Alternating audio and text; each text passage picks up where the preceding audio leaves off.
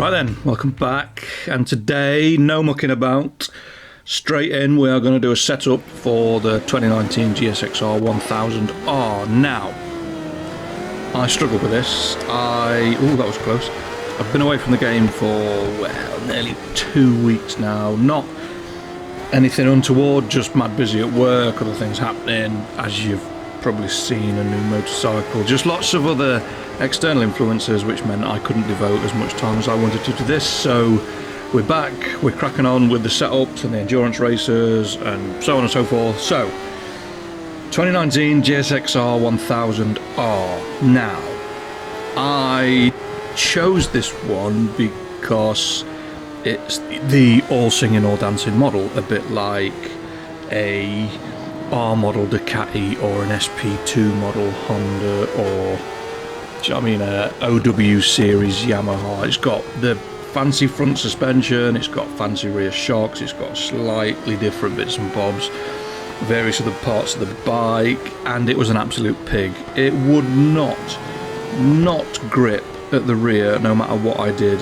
As I'm getting on the gas out the corners, as you can see, the rear is just stepping sideways. Now normally you add a click of rear spring hardness or a bit more preload and it normally cures it. For some reason on this one, not a chance. What I had to watch the brakes, wowzers. What I had to do was draft past everybody on the straight, which meant I was then a nightmare into corners and it just was not nice. So I tried, excuse me, I tried to pick tracks where I was going to be putting a lot of load into the bike to see where the energy was going, and what I ended up doing is getting myself in a right tiz-was, and I didn't know where I was with the bike and what it wanted to do and how it wanted to do it. So at Sugo, it was okay. We had to go on the leaderboards and ended up 41st on a 123.0. I added a click of rear preload, I took a click of front preload off, and I made the gear ratio, the final ratio for the gears 5, as in the normal standard setting. So we came to Phillip Island, and it was a struggle, as you can see. The bike does not like being stuffed into a corner on the brakes. You miss the braking point by a metre and you will run 5 metres wide on exit. We had a little bit of a ding dong with the Panigale, but hey ho, it was all good. But I just felt lost. I didn't quite know what the bike was telling me, where it was going. The adjustments to the preload seemed to help. By the end of the Phillip Island race, it seemed to be moving about a little bit more. The bike basically likes to be driven from the rear. Again, not a lot of top speed, so we have to draft past an Aprilia, of all things, an Aprilia. Slowest bloody roadblock on the game, and we're having to draft past it. But yeah, it just wanted to drive from the rear, and steer from the rear at some points as well, which sounds weird for a motorbike, but it just wanted a little bit of angle, a little bit of attitude coming out of corners, and it was not really something that my, and I say riding style in air quotation marks, but it's not something that the way I play the game seemed to fit with. Some people might love it. I was hoping it was going to be an absolute drift machine. It wasn't, but you can see by the end of lap 3 we've got a little bit of heat, or a lot more heat, into the tyres, and it's just starting to move about, but it is nervous. Lowering that front preload has made the bike incredibly nervous, but I thought we were getting somewhere. We went 166th on the race time. We went back and did a 128.0, which would have put us 143rd.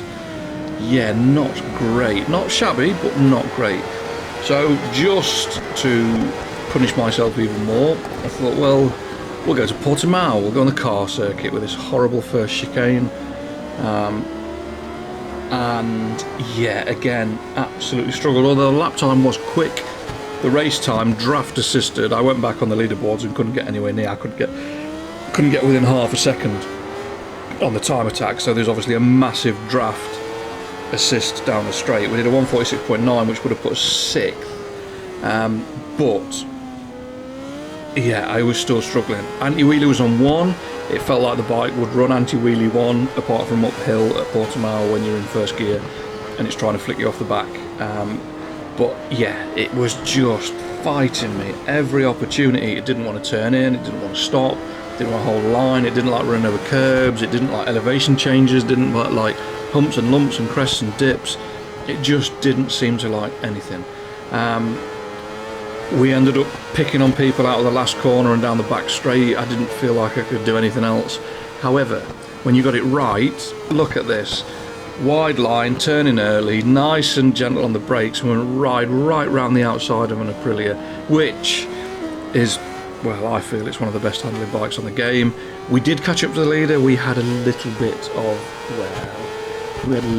of an accident where we ended up down in fourth. We took the leader out wide with us, and I thought I would be able to draft past everybody on the straight, but I didn't quite have the legs. So yeah, it wasn't the greatest race that I've ever done, put it that way. But to compound my misery, the one track that I've really struggled with over the last few months is Mugello. I don't know why, just not really pushing the pleasure centres of my brain recently.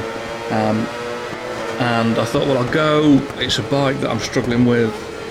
If I go and I struggle and I know what corners I'm struggling on, I'll be able to work it out. And I've worked absolutely nothing out. Because I've been away from the game for a while, I felt so rusty. I'd forgotten where some of the braking points were, forgot the AI were just pure bullies if you were running wide. Again, get it right. Look at the corner speed she carries through there. Yes, we make a bit of balls of it on the exit and the R1. There's a little bit of fairing interaction, but it is what it is. But we struggled. 360th with a 147.6, and that was draft assisted, massively draft assisted. Down the straight, again picking on Street Fighter Ducatis with a draft, and I just could not. And there's the 147.6, the end lap 2, again massive draft. I just couldn't get anywhere near. It was good on the brakes, again when you got it right. A metre early was 1,000 times better than a metre late. But even by the end of the race, using the rear to steer the bike a little bit and drive out of corners, just see the attitude the bike takes there, just wants to drive out the corner. Just wasn't working for me. So I threw my teddies out of the cut and I went back to Old Faithful, and I went back to UMC Outer. I know the track, I know the bumps, I know the braking points, I know how to get a bike to do what I wanted to do on this circuit. Now that doesn't necessarily mean it translates to everywhere else. However, it'll get me close enough for me to be able to do what I want to do. So the first thing we did was basically go from last to first, down the straight and into a corner. But then again, we started missing braking points. The bike doesn't like to be hustled. I mean, I'm a little bit offline and a little bit late on the brakes, but even so, the Ducati's straight up the inside of us, and then we're fighting him, and then I missed the braking point again because it's just like there, and it was just a nightmare. But what it allowed me to do is not worry about the track and not worry about the AI and just ride the bike and work out what it wanted to do. And it felt, to me, it felt like it was lacking a little bit of support. So at the end of this race, we added one click to the front spring hardness, front spring hardness, front compression and front rebound. And we added one click to the rear spring hardness. Yes, we did go to Kanto in the wet after this. However, the wet tyres on a drying track are a kind of supercharged look into where the energy in the bike is going. So UMC did serve its purpose. It highlighted where we were lacking a little bit too much weight over the front, which was not allowing the rear to grip, which meant we were getting a warm front tyre and a not very warm rear tyre, hence the current tyre temperature chart that we have there. But again, down the main straight, and UMC is a long straight, we just hit I think 199 before we get on the brakes. Maybe it's a metre, 2 metres late on the brakes again, and it just runs wide. Engine braking's on 2, running it on 3, and it was snapping sideways absolutely everywhere. When I finally caught up with the leader, look at him let the brakes off, cheeky monkey. When I finally caught up with the leader, I realised it was a standard GSX-R, not a GSX-R1000R, and my suspicion, and I will hold fire until I ride the bike, my suspicion is that the standard GSX-R1000 is a better bike. I think the operating window for the GSX-R1000R is very narrow. It either works or it doesn't. There's not a lot you can do to ride around it. Some bikes like the Blade and the Panigale, even some of the R1s to a certain extent, you can ride around any issues because they've just got plenty of grip and plenty of power, blah blah blah. But we went 30th. Again, on race time, I didn't go and have a little go at the leaderboards. So, last but by no means least, Kanto South in the wet. Probably one of my favourite, if not my favourite track at the minute. It's just a little bit of fun. And the burning question is, will it boogie? Sort of. But again, you have to be on the perfect line. What it does have now is loads of rear grip. Look at that out there. A little short square out of the left-hander into the right-hander. And then we harassed the Aprilia with its V4 fire and order and loads of rear grip. And it just wants to drift a little bit. It's not massive, it's not stupid angles, but it's enough. And enough is enough for me. We're a little bit close to the Kawasaki in front to go drifting all the way up around here, but we give it a bit of a go anyway. And it will drift, but you see at the end there, it just gripped and wheelied. Again, loads of rear grip. It puts you into a position where you could, if you wanted, stick it at the inside, which brings me to this bike, probably best quality, is the front end of the motorcycle. After we made the changes, all of a sudden it felt balanced, it felt nice, it felt like we'd got a good synergy between the front and rear of the bike. And watch the front end into here. Yeah, I'm a little bit late on the brakes, and the second one's a bit naughty, but that is a double overtake into turn 9. Yes, the second one was a bit of a block pass, but it doesn't matter. And just to celebrate, just a tiny little showboaty wheelie on the way out. But it works. Will it work at other tracks? Don't know. I haven't gone back and tried it, but I suspect it will. Again, it might be a little bit sensitive to the tyre that you're running, but there's not a lot you can do about it. It's just quite a fickle motorcycle. I did enjoy it. Like I said, it felt strange being away and then coming back and having to start pumping in really fast times, and that's where we ended up. I think that's more like a Honda setup than a Suzuki setup. I think that's very much Honda, low front preload, high rear preload, and same with the spring settings, but it is what it is. Pros, great front end now. It took a long time to find where the front end was hiding. It builds rear tyre heat very well, it does.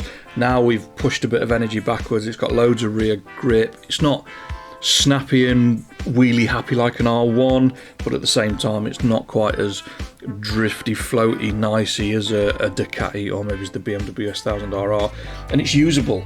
It's a 1000cc bike that if you don't want something that's going to pull your face off at every opportunity, you could use this. It's quick enough if you knock the AI difficulty down, or you're not quite running it at max at the minute, you'll find it's quite a usable 1000cc bike. Cons, it's not actually that fast.